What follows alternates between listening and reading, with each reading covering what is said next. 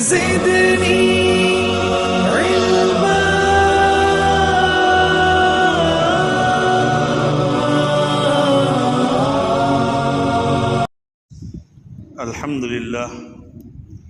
الحمد لله وحده والصلاة والسلام على من لا نبي بعده وعلى آله وأصحابه الذين أوفوا عهده.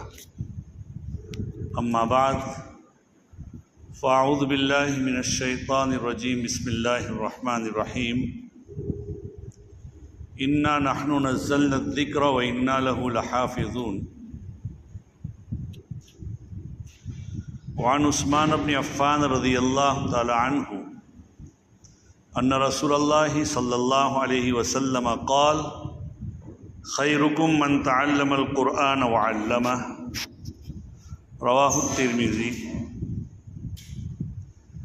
قال ابو عبد الرحمن فذاک الذی اقعدنی مقعدی هذا وعلم القرآن فی زمن عثمان حتی بلغ الحجاج بن یوسف.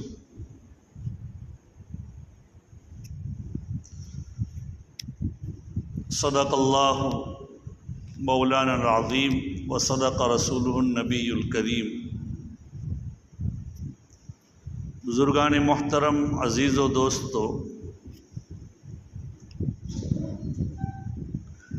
میں اس وقت بیٹھا ہوں آپ کے سامنے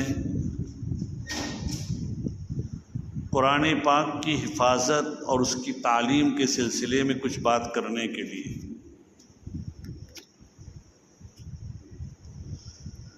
اس سے پہلے آپ کے سامنے ایک شعر پیش کر دوں. اکبر الہ آبادی کہتے ہیں تم شوق سے کالج میں پڑھو، پارک میں پھولو، جائز ہے غباروں میں اڑو، چرخ پہ جھولو، پر ایک سکون بندے عاجز کا رہے، پر ایک سکون بندے عاجز کا رہے یاد، اللہ کو اور اپنی حقیقت کو نہ بھولو.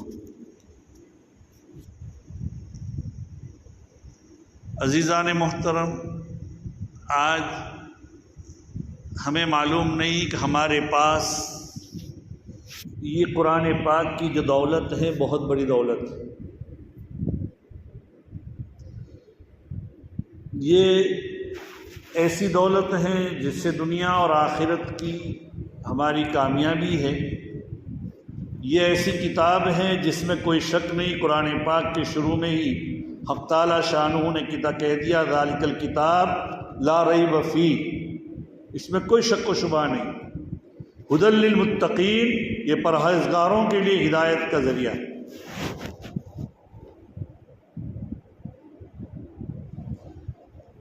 یہ قرآن ایسی کتاب ہے جس کی حفاظت کا حق تعالی شانہ نے وعدہ کیا ہے، اور اس کی حفاظت کی بھی اللہ تعالیٰ نے. آج 1450 سال ہو گئے لیکن اس کے اندر ایک حرف میں فرق نہیں آیا. قرآن پاک میں ہم لوگ سورہ کہف پڑھتے ہیں جمعہ کے دن. 16ویں پارے میں جو حضرت خضر اور موسیٰ علیہ السلام کا واقعہ ہے، 15ویں پارے کے اخیر سے 16 پارے کے پہلے رکوع تک تقریباً 2 رکوع میں یہ مشتمل ہے، جس میں حضرت موسیٰ علیہ السلام کو حضرت خضر علیہ السلام کے ساتھ اپنی جو رفاقت اور سفر کا جو واقعہ ہے، اس واقعے میں یہ ہے کہ ان کا ایک جگہ سے گزر ہوا، انطاکیہ والوں کے پاس سے. وقت کھانے کا بھی ہو گیا ہوگا، سفر کا بھی ہو گیا، تو انطاکیہ والوں نے ایک نبی وہاں سے گزر رہے ہیں، اس کو وہ پہچانتے نہیں ہوں گے. اور حضرت خضر اللہ کے بہت بڑے ولی ہیں دنیا میں. بعض تفاسیر سے اور اس سے معلوم ہوتا ہے اب بھی وہ زندہ ہے. حضرت خضر علیہ السلام، اور کبھی کبھار ان کی کسی سے ملاقات ہو بھی جاتی ہے، ایسے واقعات ہیں. آج سے تقریباً 100 سال پہلے ڈابھیل میں حضرت مولانا انور شاہ کشمیری نور اللہ مرقدہ آئے تھے پڑھانے کے لیے. بہت بڑے محدث تھے اپنے زمانے کے. اب ان کے پوتے اور ان کے اولاد موجود ہیں. ان کے صاحبزادے حضرت مولانا انظر شاہ کشمیری ہمارے لوناواڑہ آج سے 15-20 سال پہلے آ گئے. اب تو ان کا بھی انتقال ہو گیا. تو اس زمانے ان کے زمانے کے بعد میں کچھ ایران کے طلباء، اس زمانے میں اتنی یہ نہیں تھی، وہ بحری راستے سے نہیں بلکہ بری یعنی زمینی راستے سے ایران سے ان کے پاس پڑھنے کے لیے آ رہے تھے. راستے میں راستہ بھول گئے تو ایک بزرگ نمودار ہوئے اور ان کو راستہ بتلایا. معلوم ہوا کہ وہ حضرت خضر تھے. انہوں نے پورا راستہ بتلایا، ایک جگہ تک پہنچا دیا اور اس کے بعد کہا ان کو چھوڑ دیا. تو ان کی ملاقات ہوتی ہے. تو انطاکیہ والوں کے پاس سے جب گزر ہوا تو ان لوگوں نے ان کی مہمانی کھانا وغیرہ میزبانی کرنے سے انکار کر دیا کہ ہم آپ کو کھانا بانا نہیں دیں گے، آپ کی میزبانی نہیں کریں گے. قرآن پاک کے سورہ 16ویں پارے کی دوسری آیت ہی کے اندر ہے فَأَبَوْا أَن يُضَيِّفُوهُمَا. ان لوگوں نے انکار کر دیا ان کی دعوت، ان کی مہمانی اور دعوت کرنے سے. اب ظاہری بات ہے کسی شہر والوں کی، کسی علاقوں والوں کی اگر اس طرح قرآن میں تذکرہ ہو تو ان کے لیے ایک شرم کی بات ہے نا. تو انطاکیہ والے آئے ہمارے خلفاء میں سے کسی کے پاس اس زمانے میں اور کہا کہ دیکھیے یہ آپ جو چاہیں ہم آپ کو دے سکتے ہیں، لیکن آپ ایک کام کریں کہ فَأَبَوْا کی جگہ فَأَتَوْا کر دو. نیچے با ہے تو اوپر دو نقطے کر دو، نیچے کا ایک نقطہ گرا دو، تو اس میں ہماری ایک آر نہیں ہوگی اور ایسا ہوگا کہ انہوں نے مہمانی کی. اس کا ترجمہ یہ ہوگا. انکار کر دیا گیا اور کوئی بھی نہیں کر سکتا بھائی. قرآن پاک کو لوگوں نے اپنے اعتبار سے لکھنا شروع کیا. اب بھی امریکہ میں قرآن لکھوایا گیا ابھی کچھ دنوں پہ، لیکن کبھی چلا نہیں ہے. کسی نے بھی قرآن میں تحریف کی ہے تو وہ بدلا نہیں ہے. تاتاری حملہ تاریخ کا بہت بڑا مسلمانوں پر حملہ تھا. سن غالباً 656 میں یہ ہوا ہجری میں. اور اس زمانے میں اسلامی سلطنت چلی گئی تھی اور بغداد میں تاتاریوں کا حملہ ہوا. ایک دن میں 2 لاکھ اپنے والوں کو شہید کر دیا گیا، تقریباً ذبح کیا گیا. اور مسلمانوں میں بزدلی کی حالت یہ تھی کہ 10 آدمی بیٹھے ہوئے ہو، کھڑے ہو، بہادر تشمار خان ایسے بیٹھے ہوئے ہو اور ایک تاتاری عورت آتی کہتی کہ بیٹھو میں آتی ہوں. وہ گھر جا کر آرام سے تلوار لے کر آتی اور وہ 10 کا سر قلم کرتی. اتنا بزدلی کا حال تھا. اس زمانے میں انہوں نے یہ کیا کہ ساری کتابیں جو مسلمانوں کا بہت بڑا ذخیرہ تھا دریائے فرات اور دجلہ میں ڈال دیا. مہینوں تک وہ پانی کالا تھا. اگر کسی کو کچھ لکھنا تھا پہلے زمانے میں، جو ہمارے ہاں آپ لوگ جو بڑے بوڑھے جانتے ہیں، روشنائی ہوتی تھی، اس کے اندر کیا ہے وہ صحیح ڈالتے تھے ہم، اور پھر وہ قلم ہوتی تھی اس سے لکھتے تھے. تو کسی کو قلم کے لیے روشنائی کی ضرورت ہوتی تو وہاں سے لے لیتا تھا. اس زمانے میں بھی ان لوگوں نے بہت کی کہ قرآن کو کیا ہے نابود کر دیا جائے، لیکن 7 سال کے بچے کو پیش کیا گیا جس نے پورا کا پورا قرآن سنا دیا. حیران ہو گئے.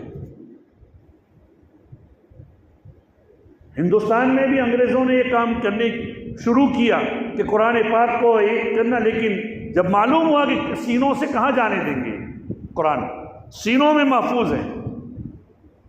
آج 7 سال کا بچہ ہے. میں 2008 میں وہاں کینیڈا میں ایک جگہ تھا اور وہاں قرآن کا ایک کمپٹیشن اور مسابقہ تھا. پوری دنیا کے بہت سارے قراء بھی آئے ہوئے تھے. اس میں مصر کے قاری تھے، ایک مکہ مکرمہ میں قاری سعد نعمانی جو ان کا یوٹیوب پر بھی ہے، وہ حرم کے مختلف قراء کی نقل کرتے ہیں. ایک ہی گھڑی میں حرم کے 10-15 قاریوں کی کیا ہے نقل اسی آواز میں، لگتا بھی نہیں ہے کہ وہ کیسی آواز ہے، وہ بھی اس میں موجود تھے اور بھی بہت سے لوگ تھے۔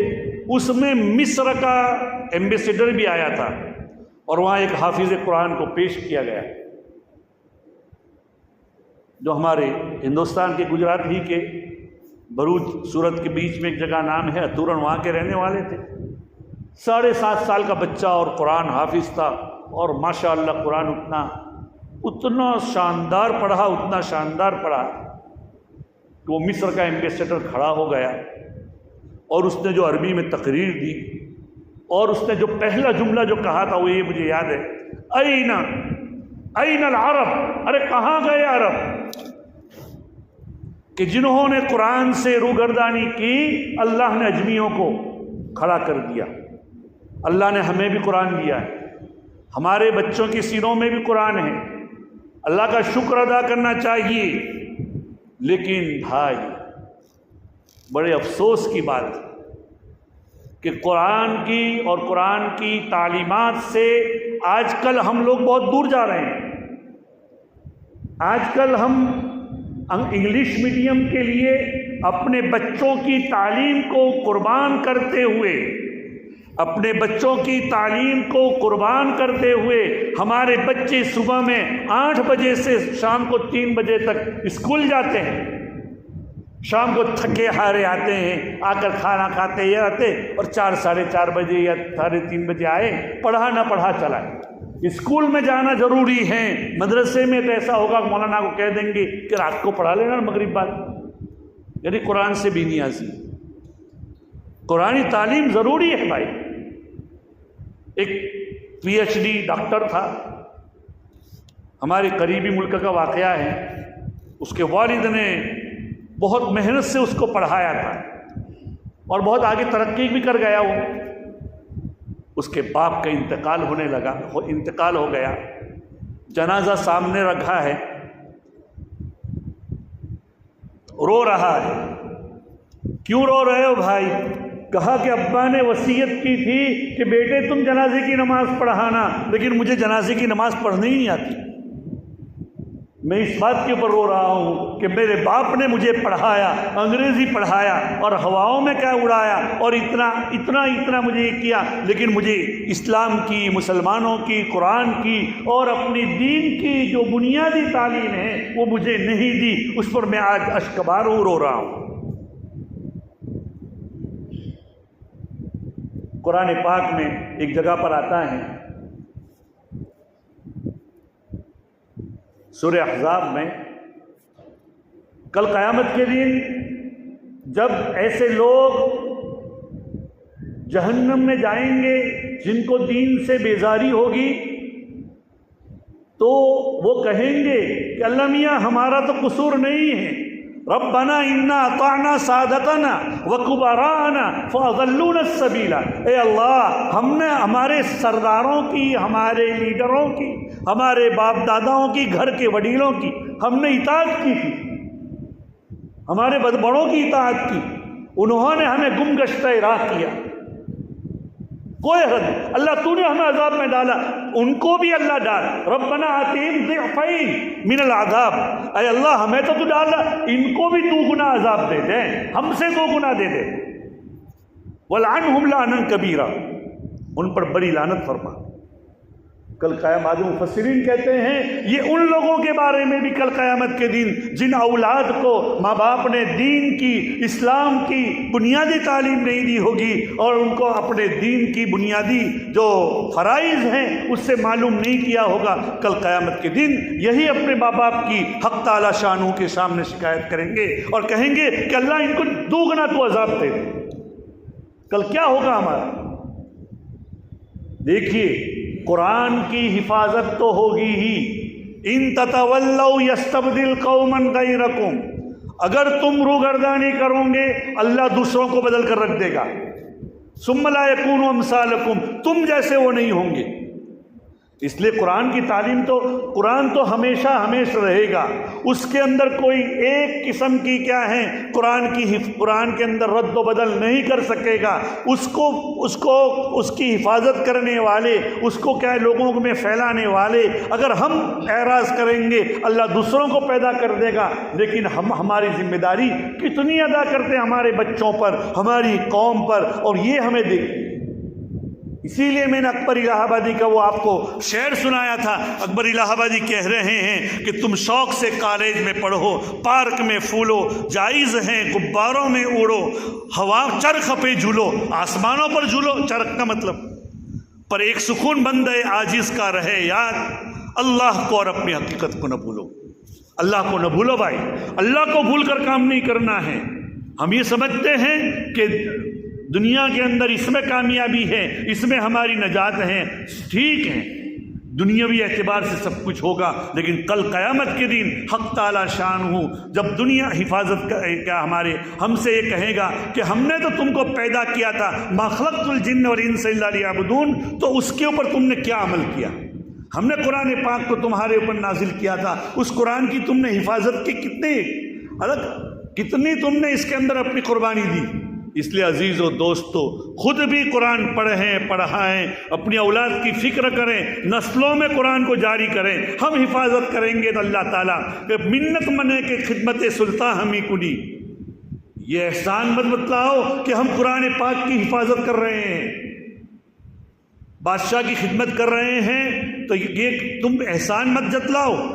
منت منے کی خدمت سلطان ہمی کنی، منت عزو شناس کہ در خدمت داشتس، کہ اللہ کا احسان مانو کہ اللہ نے تمہیں اس کے لیے قبول کیا ہے۔ اس لیے عزیز و دوستو، ضروری ہے اس بات کے اوپر کہ حق تعالی شانو ہمیں اپنی اولاد کو قرآنی تعلیمات سے بہراور کرنے کی، قرآنی تعلیم ہماری نسلوں میں چلانے کی اللہ تعالی ہمیں توفیق نصیب فرمائے۔ اگر کسی کے بچے اس طریقے سے اگر نہیں پڑھ رہے ہیں، اپنے بچوں کو وہاں بھیجنے کی کوشش کریں، تعلیم قرآنیہ دیں اللہ تعالی، اور اسلام کی بنیادی عقائد، اسلام کی بنیادی تعلیم دے۔ وآخر دعوانا ان الحمد للہ رب العالمین۔